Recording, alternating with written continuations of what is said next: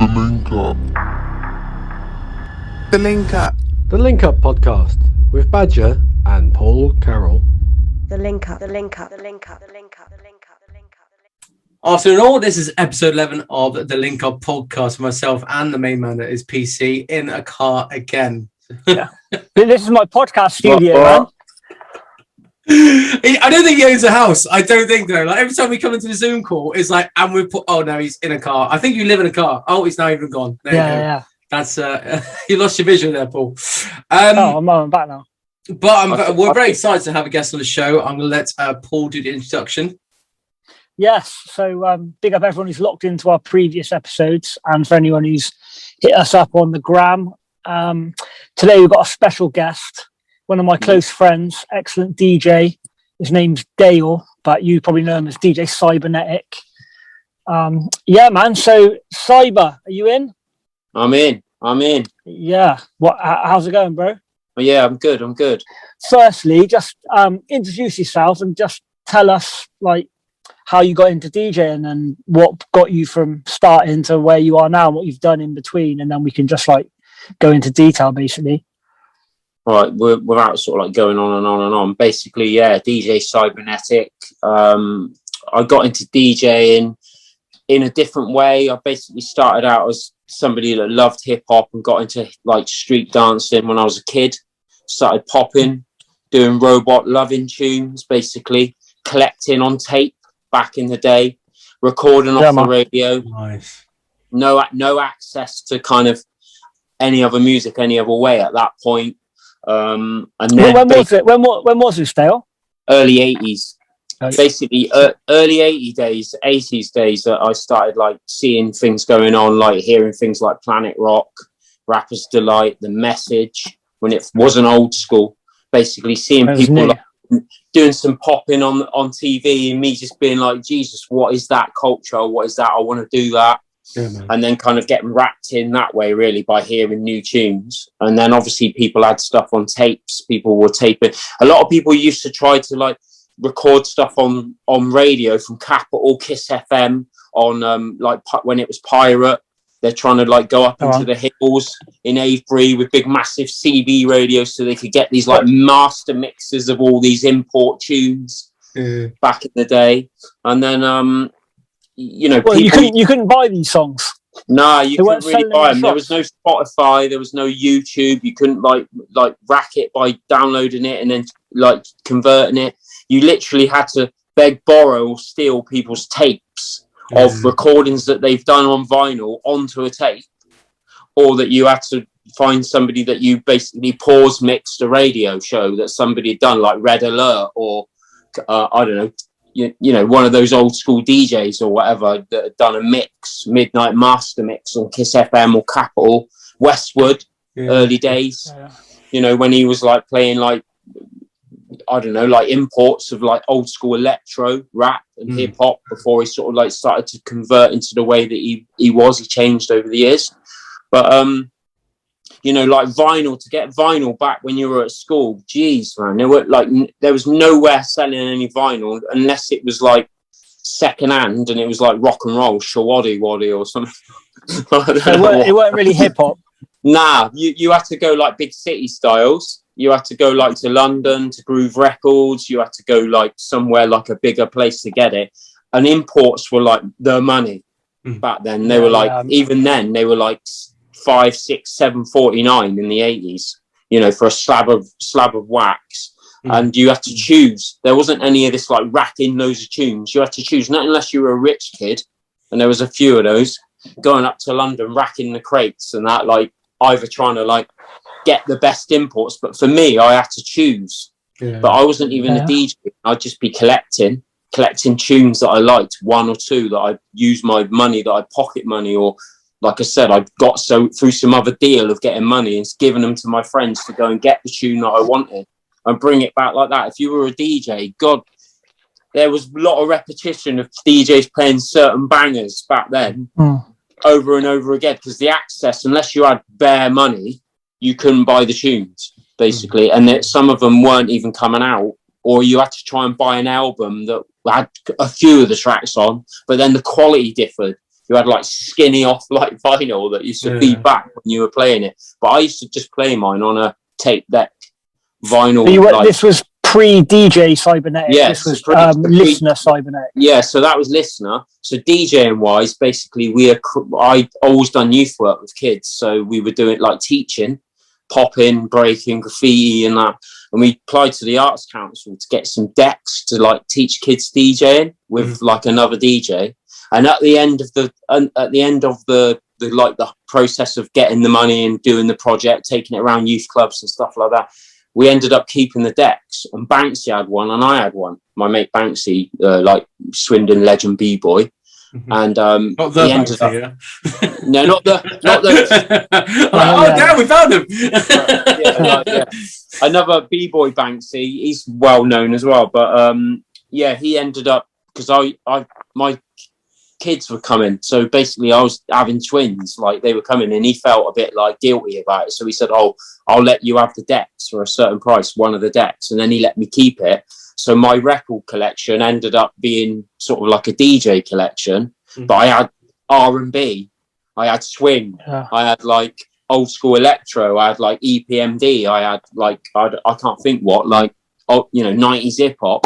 So I ended up trying to replicate the things that I used to hear on Kiss FM and Capital, where they'd like mega mix tunes up, bringing in like soul and R&B. So I'd be like dropping like old school flavors of like SWV, trying to mix it in with Tupac, trying to mix it in with like I said, EPMD or Eric B and Rakim, and sort of doing that sort of style. Oh, yeah, sick. And so in this house. So you got a set of decks doing your youth work and that, and so you weren't actually DJing off them; you were just listening to music from them. So how did it go from there? I had like a hi-fi. I had a hi-fi with a record collection, and I went from that to actually ascertaining some decks, and then just started practicing and being quite bad at it, but trying to replicate the mixes that I used to hear on tapes, which were obviously done on 4-tracks and stuff like that for mixes that were on shows. So I'd mix in a bit of R&B, bit of hip hop, bit of old school electro. Well, you do this at home, practicing. I'll do that on the decks, at home. And then obviously I used to DJ. I used to be known, obviously, because I was into like hip hop and popping and b-boying. I used to do a lot of projects where I ended up like DJing b-boy battles and stuff like that for kids or people my age or whatever, and just go, because I had a vast record collection of like old school. Well, it wasn't old school. I had old school and 90s hip hop then, so I used to sort of front a lot of those jams and kind of like arrange jams and stuff and like put stuff on. So that was my experience of getting into DJing, was playing at like, competitions and like dancing competitions. Yeah, dancing competitions and hip hop jams, basically. So it wasn't anything to do with like, let me go out there and get a residency in a bar or a club or anything. It was just because I was probably the only person in my area that had that kind of old school, like, kind of like input and sense of my tunes, knowing what the culture was about back in the day, passing it down through generations types of things. We were passing it to kids, so like there was like a first G, a second G, and a third G, and a 4G of like passing that down, like whether it was popping, breaking, graffiti and stuff, and the music came along with it. So there was a lot of DJs in Swindon at the time that had basically been collecting vinyl, so it's just forming that kind of culture of hip-hop basically.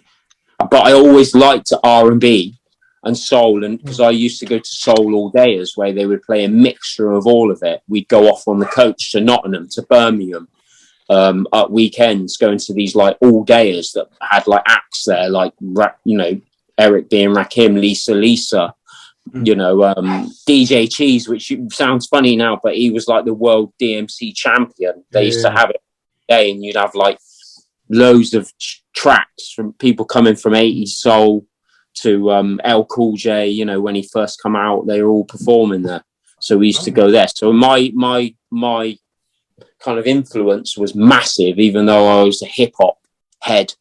I loved my soul and R&B. Everything was a struggle back then. Like, everything was, like I said, begged, borrowed or stolen. I mean, even things I remember, like going across the whole of the town just to get a tune by Dougie Fresh because it had Inspector Gadget as the back sample, and shouting up at people's window wanting to swap it because you didn't have access to any way of getting the tune apart from swapping a tape or getting somebody to record you the music. You couldn't just go and look for it on your phone or look for it on Shazam or you just couldn't acquire it. So you had to buy it or borrow it or steal it from somebody else. Were people quite good at like sharing? Like, you're saying about swapping, but did anyone go, No. I'm going to a gig, can I borrow it? No. No, that was like currency back then. Isn't it was like, you can't get Kiss FM, right? What are you going to give to me? Or like, nah, you fool. Or it was like, you're a bit of a toy if you couldn't get it. So it was used as bargaining, or be it like status. You could like, it was, I was lucky because a guy that I know called Cool Cut D, Darren, basically, who's like a legend, like drum and bass DJ now. He was one of the first people that came from America. His parents used to live on the base, and he used to get loads of imports, and he was a like scratch DJ. He used to cut up loads of doubles and stuff of original breaks, and he'd have all the imports of all the latest hip hop tracks. And he managed to get the Kiss FM tapes, because Kiss FM, before it came to the UK, was American basically, and you couldn't really get it. You'd have to find some other way of recording it. So how did you find out about it then? He brought the tapes over from America? Because everybody, the culture back then is people used to walk around with stereos. People used to have ghetto blasters, just carrying, even if you were into hip hop or R&B and that, people in the summer, they'd be carrying them around, people would be dancing to them, they'd be taking them to the local shopping centre, people would be popping to it, breaking, listening, chilling. It was more acceptable then. Now you don't really get that as much now. So just on the phones, when they're walking around with a loudspeaker. Yeah. So you would see people, so then you would be able to actually bargain physical product, if that makes sense. Oh, let me cut that tape, record that for me, because there was no way of no why like what value have I got to give that to you? And I mean, you do kind of get that in DJing a little bit now. Like there was a stage where people would cover their records, wouldn't they? Because you're not worthy of knowing what that track is. Yeah, it's like if you know, then you know, sort of thing. Yeah, if it's like an import, you don't want people to know that mix on a vinyl, because they'll play it at a club, or that it's a remix that you've got with, I don't know what, Jaheim over, I don't know, like a hip hop track or whatever. Then you ain't gonna want to if it's a banger, you ain't gonna want to let everybody be playing that at the next night. So it used to be covered with a white label. Yes. I suppose now, obviously, music's so accessible. Every DJ's got every single song. Back then, something that would make you stand out in your sets was the amount of songs that only you had, or that was hard to get. So hence why you wouldn't be swapping and changing and stuff like that, because that would really set your set apart from another DJ. Well, you got now dub plates, haven't they, Paul? Like, I mean, you got a few of them as well. I mean, like, I saw the transition. You were saying then, like, about the status there, Cybernetic. Like, it was if you had the records and everything else, you probably got the most people to listen / gigs or reviews of people coming to see you. But then, like, everything changes. Like, I mean, when it came to people playing funky house, or you were Paul and everything else, this because they got Paul Cow singing some Paul Cow and this and the other. It's the identity or individuality that gives you the status that makes you worthy of people coming, apparently. And that's definitely was true back then. I mean, I've talked about this, and I'm sure you two have talked about this time again, about bangers as well. Like, for me, when we used to go to club, whether it was me DJing or listening, bangers weren't the ones that people thought were bangers in the sense of that they were popular, or that they wanted to hear them because they were hearing them out and about, and then when they wanted to get to the club, even though they've played it in their car, they've heard it on the radio, they've got dressed to it, and then they get to the club and then they come up to Badger and request it. They're not the bangers. The bangers are when you go to a gig, wherever it is in Swindon, Northampton, and you hear something that rocks your soul, and you're like, you get the hairs on the back of the neck, and you just think, shit, what the hell is that? I got to get that. I've got to get a recording of that. I've got to get a record of it. I've got to get a tape if it was back in the day of that. And that would be something that you would want to do. You didn't go to jams to hear. Obviously, you want to hear the classics, I guess, but you used to go, I think it's changed now. You used to go back then, or even now, I go to hear something. a bit like when you're searching Spotify or kind of YouTube or whatever. I don't necessarily want to hear what I know. I want to hear something that makes me go, there's new stuff. What? Well, yeah, I mean, I get what you're saying, because that's funny enough. One of the podcasts we talked about was we'll talk, because times have changed. I mean, the repetition of song for a DJ can actually come about because, you know, it's like you're saying about Spotify, there's kids come out going, "Can you have this song?" And you play it, and then like an hour later, it's like, "Can we have it again?" I'm like, and then well, for me, with that in mind, like I hear a song and I go, right, that's going to be popular. What version can I find that's different? So it's on the same format, and that's where, you know, again, I mean, it's as you're saying, Paul, it's much easier to do that because you can go on DJ City, you can go on other bits and bobs, you can even go on SoundCloud, whatever, YouTube, find these people. But that's the thing that's still happening to this day, is that for me, even now, I was doing playlists a couple of days ago, I'm trying to find songs, and I'm putting songs together for Tree. I'm doing Tree for the opening night, and I'm trying to sound completely individual before I'm getting there, because that's you know, for me, it just hopefully sets you know, it's a badge of sound then, you know. So I get what you're saying, 100%. And I get it now, in the sense of there's more of a balance now that you can't, and I think that's why I've changed up my style, and I don't DJ like mainstream now as much. If I take gigs now, it's because I really want to do it, and it will be that I'm allowed to do my thing, and play some Afrobeat if I want, into, I don't know, old school hip hop, into soul, whatever it is, or into, you know, whatever. I can go wherever I want, basically. And so yeah, you don't have to please our masses, basically. Yeah, but basically, and I know that's probably, but I've just got to that age and that kind of like time with DJing that I just want to do what I want to do, and I understand that that's not for the overall. But then saying that, I'm quite a big person about going out. I've still got that love of going out and that vibe, and watching you guys DJ and listening, and not being sort of stuck behind the decks doing it. And I still got that passion of music. It's not that I'm old school and I don't like newer beats. I love lots of different stuff. I'll listen to drill. I'll listen to, you know, there's good in everything. I love the whole culture of it all. It's just, for me, when I'm DJing, I want to just be able to not be told that it's that type of vibe tonight, or it's this. I just want to just go with the flow and just do whatever and see what happens.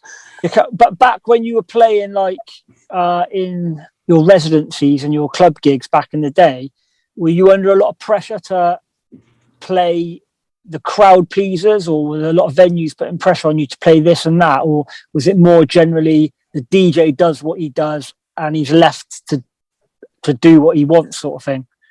Dream job.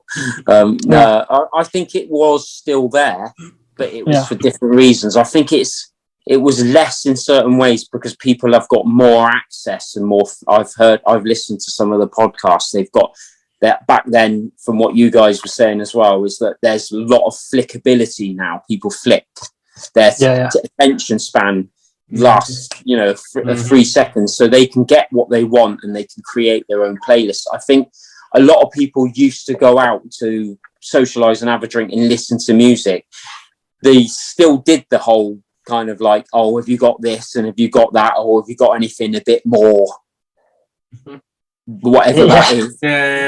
What, breast? I don't know. They did all that, but I think that there was less knowing. I think you were able to create a vibe. I mean, there was plenty of stuff that I used to play and it didn't go down at first, but I used to kind of almost positively brainwash people with certain tunes that I got. I would keep playing them, do like the radio styles, and then mix them in, and they kind of couple of weeks later they thought they knew the track and they were liking it. But you could get away with it more. When I played Apartments for 5 years, I was just, what I was doing back then wasn't really being done by loads of people, especially not in our area, where you would, like I said, mix different things in from 80s, 90s, 2000, newer tunes. A lot of people were sticking around the kind of same era, or they were just going R&B for a bit, and then they might drop some Michael Jacksons and all that type of stuff, disco stuff. But I went with the whole Nas, like I said, into whatever, you just went like round and round. So you were more of like an open format. Yeah, you're more of like an open format DJ within the genres that you like, not necessarily playing all over the place, drum and bass here, house there. You were just mixing up all the genres that you consider your favourite things, basically. We did used to towards the end of the, like, when bit like you were talking about the whole knowing when to drop certain things. We did escalate it up to when we were closing up to things like Massive Attack and like house kind of like tempos and BPMs back then, and disco and stuff like that. But obviously you had to have that sort of time to do that at the right time if the crowd were feeling it, and we were able to kind of drop things in as like added extras as like a treat for the crowd, an extra treat at the end, like. And you don't seem to get that much anymore now. The doorman used to allow us to go on for a bit and kind of like do a little bit of an extra. That happened nowadays, mate. Fucking hell. The doorman are on your case if you're 1 minute over. You normally get this in the camera, like on you're like, come on, mate. Yeah, you do. Yeah.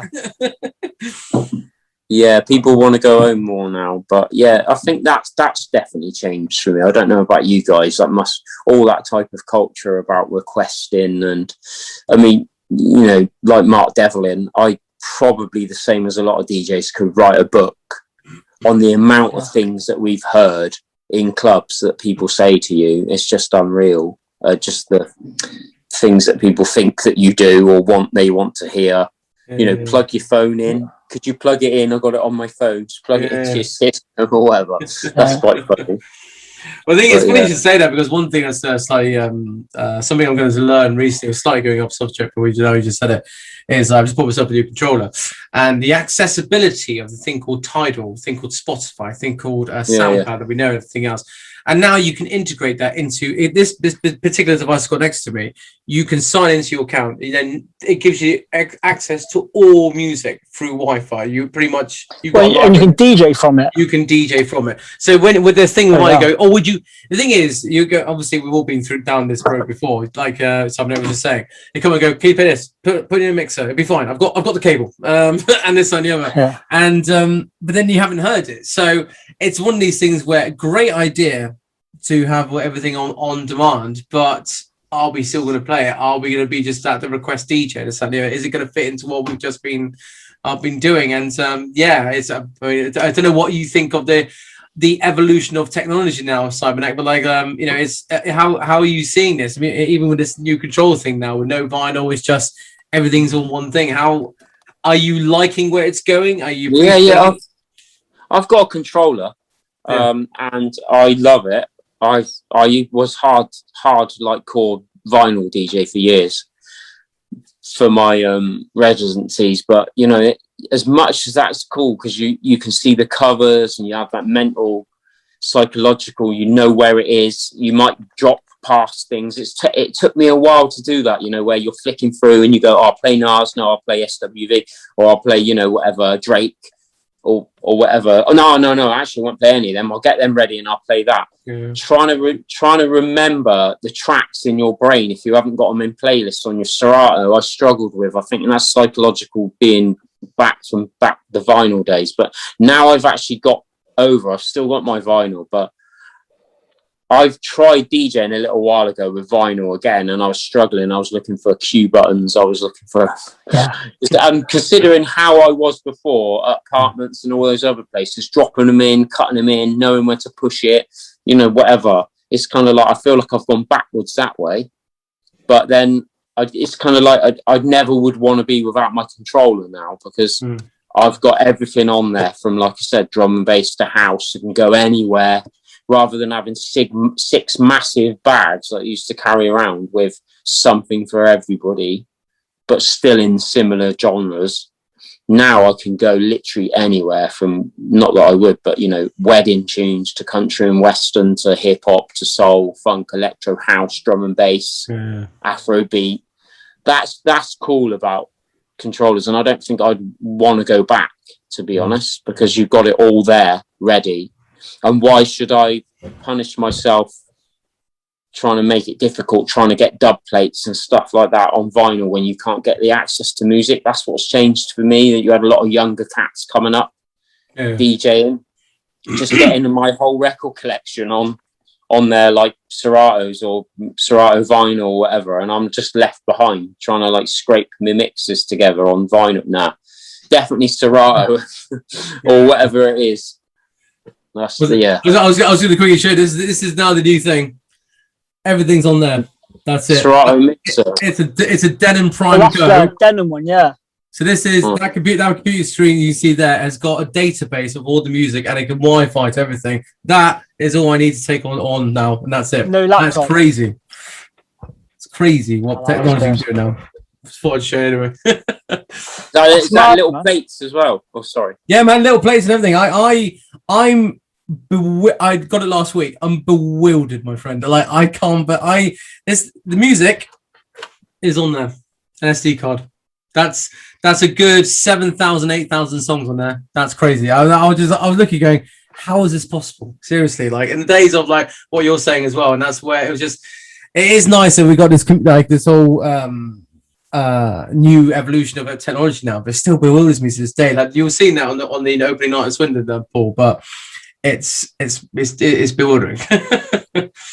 It is weird when you go from physical to that. I still struggle with anything, even if it's gaming or whatever. I think it's just an era that you don't have any kind of like anything to hang on to really. I would if I haven't got the ability to have all my vinyl out, so if I would still have it all out in racks just to get that pullability, go, do you know what, and just look at it and go, that tune, seriously, and then just put it on. I think there is a different vibe. I'm not like stuck in the dark ages, because a lot of DJs that I know, they're a bit like, yeah, but you're not DJing on vinyl. I'm like, what, really? No. Like, I'm interested. Did you transfer your data from vinyl to everything else? I know like a couple of DJs. I saw one person I went around to his house and he was putting the vinyl needle on, letting it play, and then it went into a USB to actually get it onto a Serato, all the stuff. Was anything, or did you already have all that kind of music? Did you transfer it, or did you just rebuy or re-download? A mixture of all of it, to be honest. I did try to do some vinyl. Some come out quite well. Others, if they were promos and stuff, they sounded a bit not so good. So I've had to try and find other mixes off of people, or tapped up people if you got it, or bought it. Like I had quite a lot of like stuff for the car, like on CDs if they weren't too rare tracks or whatever, and then just kind of compiled this list on a hard drive. At the minute I'm thinking I don't want to do the rookie error like some DJs and not have another backed up hard drive. I've pretty much got my life on one hard drive at the minute. I'm thinking that should be a lesson that we should say on this podcast for any other kind of DJs. 2 hard drives, man. You've done that, haven't you? Oh, you done that, yeah? Oh, I've done. Yeah, I've wiped a few hard drives. But I always keep 3. I always keep 3 backed up. Mm-hmm. I've got one at my yard, the one I use. Mm-hmm. Then I've got a backup version that I use at my yard, and I've got another backed up version at my mum's yard. So I know if there's always one somewhere. Do you know what I mean? Yeah. Well, that's that I learned the hard way a little bit, and but only because like the computer changed and they changed it from like a Thunderbolt to this and the other. So now I've got 2 as we speak. So it's definitely something you need to keep backing up and everything else going on, and otherwise and also like it's always good to filter out the music. What I mean by that is we're lucky enough, especially. I mean, I don't want to show my age, but I'm old. But like the abundance of music I used to take on the road with me, and I look at iTunes like 58,000 songs. I'm regularly using 7,000. So it's like not only am I needing spare hard drives, it's more the fact that like, do I really need to take all of them? Because I do each time, and instead of taking that space entity of either in the laptop, which might slow it down, to space like taking all the vinyls that we used to do and all the CD case. I've got all the CD cases still, like when I used to go to Bushwhackers and stuff. So yeah, it's definitely something to say, and if you have lost music in the past, and it is frustrating to start all over again and re-download and stuff. So yeah, because I collected the MP3s and everything, like I was like collecting comics. Collecting old school, like valuable things at first. Like, Paul, Badger, what you got? Like thinking, I'm going to use all that. I've got loads of those, like 2000 and I don't know what it is, like 18 or maybe, I don't know if you can even remember me clawing for stuff that was current back then, which I rarely use now. You know, same. And it's just like in my I think that's a DJ thing, isn't it? That's what DJs do. They just want to be fully equipped, whether they use it or not, whatever. Like the amount of bashment I've got that I probably haven't even listened. I've got thousands, but I still bring it with me to every gig and just sits there. It's replicating that old school hunt, isn't it? Like you hunt for to make sure you've got everything, all that, like 3 different mixes of whatever that is. Just got it all, mate. Yeah, so that was it. That's it with that, really. So I'm loving the new technology. How did you go from playing at dance competitions as like a vinyl, more of a hip hop lover, sort of someone who had a big record collection that just happened to get asked to DJ, to actually infiltrating into the club scene? Well, we went to bars first. I went to bars because actually me and like a couple of friends and that, my God rest his soul, Stu and that, like we approached a few bar owners thinking that we were like the dons of like R&B and hip hop, and people are going to want to hear what we got, what we've got, our delivery or whatever it is, and convinced a few bar owners about what we're doing, and basically they let us do it, and then we agreed a fee, and we got a bit of a following. Like we used to do the Sundays and stuff at Lava, and we used to do like the Bell Hotel up in Old Town. We just, I think the easiest way to say it was basically that we were going out anyway, like drinking and stuff. We used to hear that the music was all right in some of the places, so we thought we'd just give it a go, me and my friend, and basically approached quite a few pubs and bars where we lived, and basically sold them this like big kind of dream that we were going to bring in hip hop to Swindon, basically. But obviously we didn't just play the most current stuff. We thought that we'd be listening to foundation stuff and like new stuff and like Common and, like R&B and 80s soul, Mary Jane Girls, and, all these different vibes coming in. So we sold them. And then we got a few gigs, to be honest, that, went well. We weren't being paid that much, really, to be honest, but we were just excited about being out, doing it, having a drink, DJing. And obviously a few people got to know about me and my styles. So I got offered different opportunities in other clubs, and one in particular which my friend was highly influential on booking the DJs, asked me if I wanted to come and DJ with him. Vince M was a little bit concerned because he knew that I was just a bit of a tracksuit guy, hip hop hat. This was a bit of a swanky wine bar apartment nightclub, and asked me. It was like a VIP. Well, it wasn't a VIP, but it was more of an upmarket venue, wasn't it, at the time? Yeah, got all the footballers in there and that. Yeah, he was a bit like, "What are you going to wear?" Because he knew I was like Pumas or Adidas type, Yeah, bling now. But I was like B-boy. Didn't really have that type of stuff. Really have a shirt and stuff. I just had the skills, but they didn't pay the bills, if you know what I mean. Yeah. So I was like, you that still, but he knew that I had the entourage in the sense of the artillery, but he didn't know if it'd go or not. So it was a bit of an experiment. So then he, like I said, he was DJing there already, but he was like playing in slots of eras and slots of vibe. We would play like one section of 80 and one section of 90. And then when we went together, we sort of did a bit of a mashup and missed it. And I brought to it. So I brought some of those nice tunes like Pete Rock, CL Smooth, Nas. But then I had the foundation of R&B and a lot of 80s soul and funk and those types of vibes. So it was almost like a house party style throughout the night, basically. And started working and going down well, and people started to come for that, and we used to be able to sneak in the cheeky newer tunes that were done by some of the artists that probably did harder tunes but that were revisiting their neo soul vibes, or revisiting a nice sample in the tune. So we play those tunes, like I said, like Trey Songs or Neo or all in with dance and everything else, and it went down well, and it lasted 5 years, but then we sort of went down in flames. Well, I went down in flames, quitting because I didn't like the way it was going at the time, but got a bit grumpy about it because things were. That's quite a good thing to chat about, actually. So, tell us about that, how that come about, and what happened for you at that point.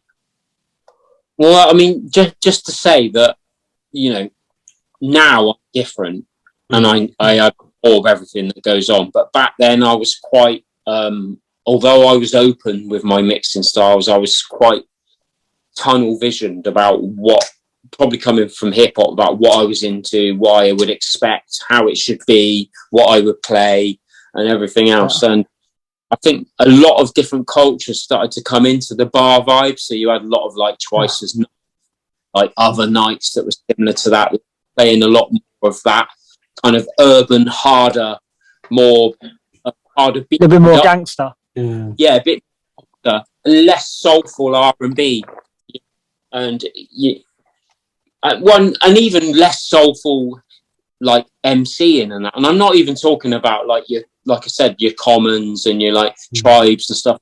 I'm on about like even like your sort of 50 Cent and stuff like that. To me, it was getting harder, and I didn't really like it. And the crowd that were coming in strutting with their bottles of Moe and walking around. There was lots of fights, and you know there was a lot of prowess around. And I just thought, this is not really vibe. Even though I'm in playing 90s and 2000 R&B, I've still got that peace, love, and unity community vibe about me that I'm sharing the music, people to enjoy it. You know, whatever I'm playing, I'm not really up for that G thing. But yeah, and that's the kind of way it went. So I ended up saying it's not really my thing, and I ended up leaving and deciding just to go out to drink. But even then, when I was going out, I was out judging other DJs about what they're playing, rubbing my chin about what they're doing, and getting about it and thinking this is not what I would do. And I being quite unhappy about it all. But then what I did was think I just need to get over this, and I ended up having a drink at home and listening to the tunes that I liked, and then going out and just not being interested in the music particularly. But by doing that, it reset me, and I quite enjoying the music and started dancing again, and I was dancing to it all, popping and battling out, and then I ended up just being really open again. Yeah, man. I think Dale, just to I think at that sort of point was when I first sort of started DJing and getting gigs. Yeah. And what I can remember is it was like at the heart of the recession, where like a lot of places were closing, a lot of the music was getting way more commercial, a lot of R&B was becoming house, or it was getting way chartier. And a lot of the venues were literally just wanting bums on seats. They just wanted as many people in their doors as they could get. So they literally were just playing what they thought at the time was safe bets, pop music, basically. So that's why the music, the credibility, I would say, of the music went proper downhill. For somebody like you, who was playing a lot of soulful, nice R&B hip hop, more of a connoisseur's ear, to straight up chart and cheese. Do you reckon that sort of played a part in your like thought process of like, no, fuck this, I ain't doing this anymore? Just, it wasn't even necessarily the music, it was just everything that came along with it, really, I think. And I think I struggled with it at the time. I think because I had no element of control, I ended up being behind the decks and not being able to play. I think I saw it different. You know, to relax and go out.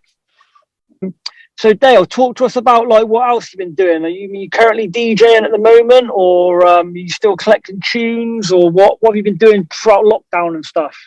Still been collecting tunes, still been listening, still loving music, still dancing, still been hooking up with Richie Boogie and popping, doing a little bit of practice for that. But with the DJing, I mean, as you know, I did 4 years of my Facebook show, which was hitting good numbers at one point. Yeah, it was doing good, man. Yeah, well, yeah, but I mean, how are you getting on with the old live streaming then? You still doing that?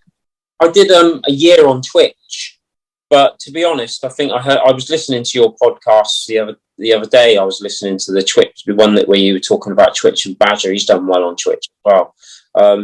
I was struggling to get people on there, to be honest, because a lot of my crowd that know me for what I do are stuck in that kind of other social media kind of platforms, and you get the cross traffic that people just see you on Facebook, but then also you get the people that are loyal to you. And I have got a few loyal followers that were coming through, and I did a whole year of lockdown of DJing on Twitch and had the same people watching 3 or 4 hours the whole night and involved in the community and all that. But personal reasons, I took a break from it because it was quite a mission, planning it every single week, then doing a mix as well and doing all the different themes and talking about reggae, new reggae and soul and R&B. It was more of a chat. Like, although I didn't have chat people on there, I used to chat about why it's good, new tunes, new artist spotlights. So I did that for a whole year, and that was really good. But actual DJing out and about right now, I think I haven't, if I'm honest, I've chewed on it a little bit, but I've not contemplated it. Maybe like some stuff that you're talking about, I don't know if we can talk about it on here, but you know, the music festival and bits like that. Maybe I'm my feet cold in the water, dipped in, have a little go again. But I still, if I'm honest, I'm still going to only do what I want to do if it's the right vibe. If it's the right vibe. And I think because I work as well, I've got that ability. Not everybody's got that ability to do that. Some people need to make some money as well and find a bit of a balance. But for me, I just want to stay loving it for another few years. And I do love it still, really, considering my age. I've still got that enthusiasm that I had when I was a kid. And whether that's going out, supporting other DJs or DJing, I don't know right now, but I'm not going to lose that. So I'm just going to keep doing it, basically. Yeah, man. I'll do it whenever I can just come out and do a set for anybody if the time's right. But yeah, I'm not like chomping like some people. I've had my time, but yeah, that's where I'm at with it. I'm happy. So that's the main thing to do. I mean, it's funny because I just listened to you and I say something. I mean, I talk to Paul daily on the blower, and that's you get to a certain age where you just want to be happy in a nutshell. So not just talking about the gigs you want to do, just happy in life and not stress free. I mean, you know, I was lucky enough to full time it for 17 years, but it was stressful, because obviously it became, I need the money to live. It was obviously I want to DJ, but it was one of the facts of, I haven't got a job this week. I haven't got a DJ job. I haven't got like holiday pay or this and that. I need to find something. So it took away that love for it. So yeah, you're preaching to the choir here, man. I mean, I'm definitely listening and going, yeah, definitely do. If you got the opportunity to do what you love, in the sense of the gigs you can pick and everything else going on, without the notion of I need to find some income, then yeah, 100%. Yeah, I think that's how you'll stand out as a DJ as well. If you're doing something that you love, that's going to be way more contagious and bring way more impact and value to somebody than if you're just stood there playing the top 20 bangers because you know they're bangers and your head's not in it. Do you know what I mean? There's value in all of it, really, isn't there? Like, obviously, people like yourselves that need to DJ and you get some enjoyment from it, but you're getting paid. It's stressful, but there's times where you think, well, I'm doing what I do and I love my music and I can play, but then that's unfair for you to not be valued by venues and stuff like that. But then there's for me where I'm not caught in that cycle anymore, and do what I want to do. And I've done things like we've done the park, haven't we, where it's just for the love or it's for a memory. And you're just doing it. And you know, I've done those park events that loads of people have come to, and I've basically paid the money myself, or we've chipped in for the speakers and the decks and not got a wage at all. If anything, we've lost money. That's a great position to be, but I suppose there is, underneath all that, if you don't have the passion, you know, you're lost a little bit. But you want some kind of give back from people, but you know, that's not always money. But if you're in a burn, then that's a bit of a catch-22, because you don't want the earning of the rat race of, like, Badger, like panicking because you know that you've got to live and pay your rent. To over your passion, you want to try and find a bit of a balance, really, because if not, you'll be like, well, I'm bloody DJing again tonight and I'm knackered, I've got no money, child tomorrow, I'm going to have to be up late.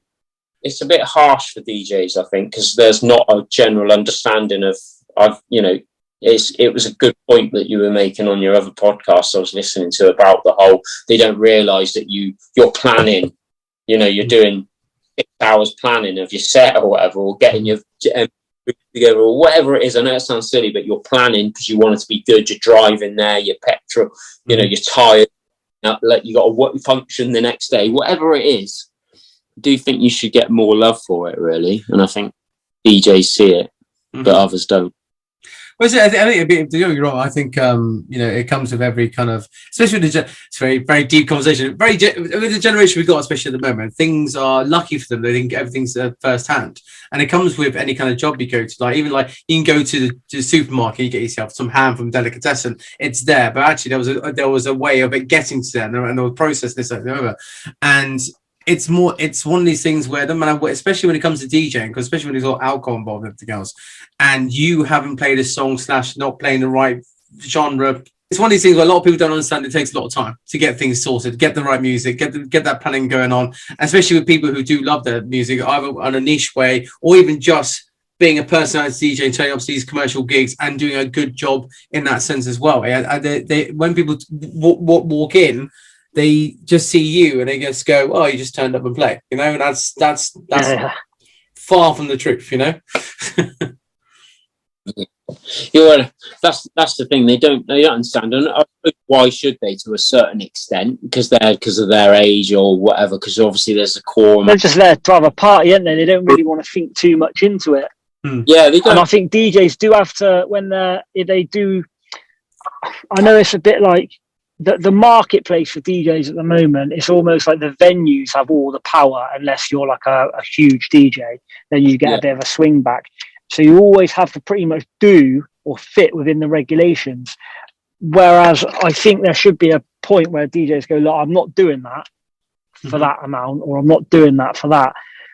But the chances of them doing that is slim because they all want the gigs. Yeah.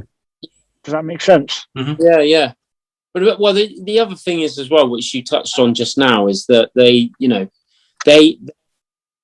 not in a position that the people that are coming to because they've not done the struggle, if that makes sense. Like with DJing, they've not done the collecting, they've not done, everything's accessible now to everybody, so they don't really see what it was like even just back then when we've talked about it, about the collecting of records or the struggle to get your tunes or the mix or develop a mashup, or they don't understand because everything's on tap now.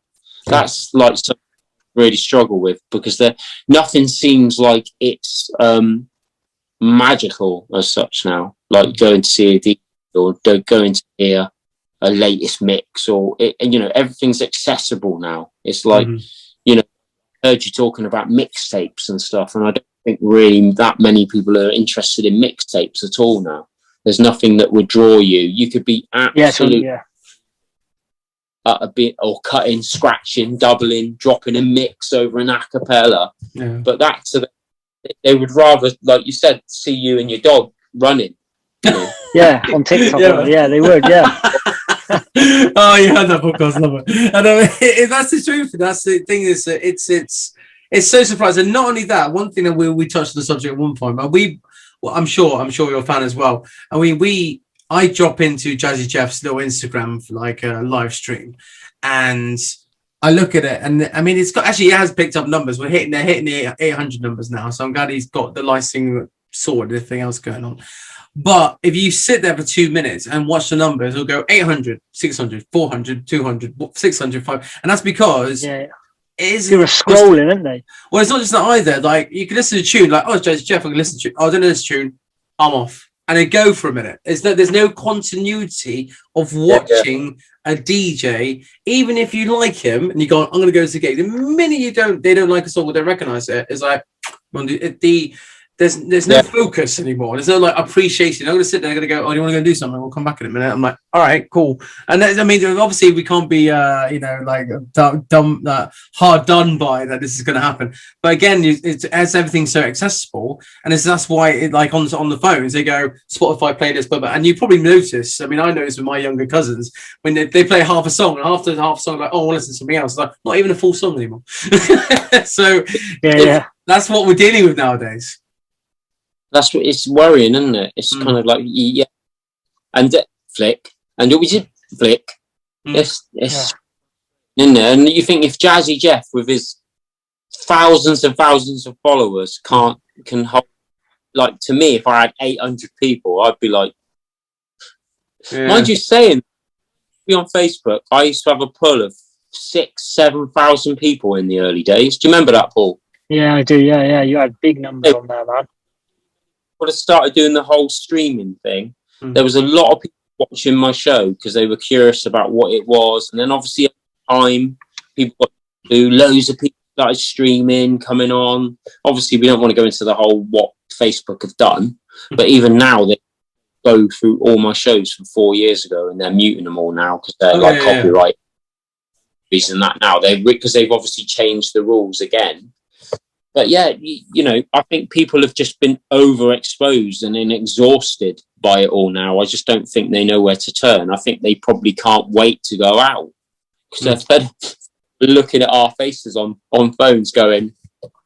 acting up to the camera and that.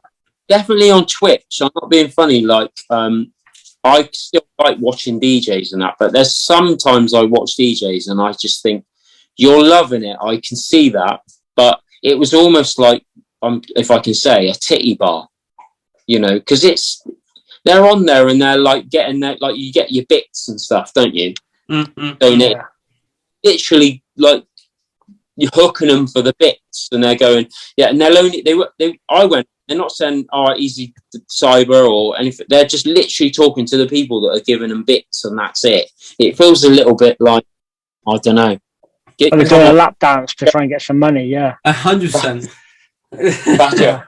Well, the thing is, like, it's funny because I removed myself from Twitch just because I went down the same road as the licensing stuff. So now it's on Mixcloud. I'm hoping Mixcloud is going to get better on their app, like easy access to people and being interactive with them, etc., etc., etc. But the thing about it is that I think it was as so much, especially like, for example, like when a big song comes out, like David Guetta, Acorn, that Sexy Bitch came out, and everyone was playing. It was a big tune. After I was like, oh, it's a song again, and it's. I think streaming's just done its course. I'm going to continue doing it as a music channel, with something I talked about like a couple podcasts ago, which is going to be 24/7. But as you say, I think a lot of people just want to go out and play. But even then, they're not going out, oh, we're going to go and see this DJ. It's like, oh, I'm just glad to be out. But then there'll be a cut-off again. It'll get to January, February, and then there'll be a quiet recession. And then what's the next thing for us? I mean, it's when if I can get my camera around, that's what I'm doing now. That's my vinyl and green screen, just to try and just to think of outside the box and planning to do like a virtual reality app download for the Weatherspoon and something else, so you can stream to more than one location and try and get some kind of like money to doing more than one gig in a sense for at the same time. I don't know how it's going to pan out, but I with yourself, my friend. I mean, are you? What's the plan for the next few years then? In a sense, I heard about the dancing. Is that something? Is there new things happening with that one, or what's going down with that? A few people that have kind of revived it a little bit. It's always been there. I've just been on a bit of a vibe to just do a bit more recently, because it's like something that's in there that makes me happy. I think it's one of those innocent pleasures, a bit like when you're DJing or you're DJing with me and you or whatever, and just listening to tunes, and you're just kind of like psychologically not on autopilot, but you're just vibing and you're just doing your thing. And I think that's one of my things I've always relied on as a positive factor and a skill that I've got, like my DJing. And it's quite nice when you're not under the duress of having to play things that other people want to play, but you can still let people hear it, but you're just doing your own thing, really. And that's part of my culture and skill. I like I said, I think earlier I was saying to Paul maybe that I am thinking about doing some gigs again. I was doing some gigs at places like Baylor on a Thursday, what are quite cool because people can come in and listen to whatever you're playing. You can have a few drinks yourself and it's quite a chilled vibe. I definitely was thinking about doing some events this summer, but obviously COVID reliant, really. We might do a park jam again, which hopefully possibly speak to the people here, see if we can get that going again. But it just depends, really. I think I'm definitely up for DJing again, but it's got to be the right environment, really. And like everything that we've all said today is dependent on that, really. I'm definitely going to be going back out again, being a socialite. Definitely going to be going to some nights that are going on, some of the music festivals, travelling out to Bath, seeing some of the other DJs that we did the other night, Paul. Just being a socialite and supporting other people, because I think people like yourselves are going to need support as well from people that know and understand, general public. Hopefully they'll be supportive, but like you said, it's going to depend on the whole nature of if people are used to going out, want to go out, the money that bars are charging for drinks. People are used to inside bar drinking now, getting a bottle for the same amount of a couple of drinks. So it just depends, really. I think I think it's unknown landscape, I think, for all of us. I think we together as a DJ kind of collective and support each other, but I just think it's a little bit unsure still at the minute. But I'm up for it, pro. But so when it comes to social media, my friend, I mean, how can everybody find you? And if they want to listen to old mixes of yours and anything else, where's your catalogue? Where can they go to? So Mixcloud's DJ Cybernetic. Facebook is DJ Cybernetic. And I'm trying to think what else is there. Instagram, you're on there, aren't you? Instagram's Cybernetic as well, DJ Cybernetic as well, isn't it? And the dance group, is that a name for that one, or is it just is it your? I mean, what goes on with that one? There's bits of clips of me on Facebook and stuff like that, doing little bits of pop-in and stuff, but there's no dance group. It's just me as a pop-in for. So watch out. I want to see that, man. I want to see that. Huh?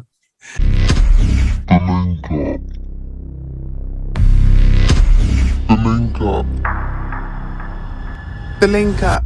The Linkup podcast with Badger and Paul Carroll. The Linkup. The Linkup. The Linkup. The Linkup. The Linkup.